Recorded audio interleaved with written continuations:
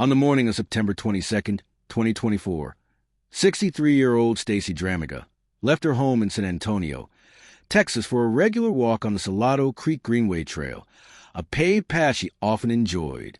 She was well known in her community as a healthcare worker and someone who loved being outside. Her husband expected her home later that day, but she never returned. When Stacey didn't come back, her husband became worried and reported her missing that evening. Friends and family searched the area, and her car was found parked at Comanche Park on Rigsby Avenue near the trail, but there was no sign of her. The next morning, September 23rd, 2024, police and deputies used Stacey's phone's location to narrow their search. Not far off the trail near DeFoss Park, they found her body about 30 yards from the paved greenway. It was a scene that stunned everyone who knew her. Investigators ruled her death a homicide. The medical examiner found that Stacey had suffered blunt force and penetrating trauma to the head, and that she had also been sexually assaulted and partially burned. The brutality of the killing shocked the San Antonio community.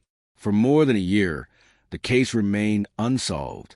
Police asked for the public's help and even offered a reward for tips, but no major break came until DNA became the key. In April 2025, a 23-year-old man named Samuel Sharon was arrested on an unrelated charge. Because of a relatively new Texas law, his DNA was collected and added to the National DNA Database CODIS. Later that year, that DNA matched samples collected at the site where Stacey's body was found, including DNA taken from her remains and from a rock believed to be the murder weapon. On October 13th, 2025, police arrested Sharon and charged him with capital murder and tampering with a human corpse in connection with Stacey's killing. Authorities described his alleged actions as a savage crime. Sharon lived only a short distance from where Stacey's body was discovered. Sharon was booked into the Behar County Adult Detention Center, where a judge set his bail at around $1,250,000, and he remains in custody. Then, on January 6, 2026, a Behar County grand jury formally indicted him on those charges. An indictment means there's probable cause to go to trial, but he's still considered innocent until proven guilty.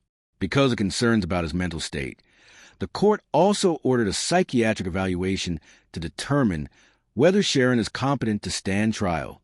That is part of the ongoing legal process. Today, Stacey's family continues to mourn her loss.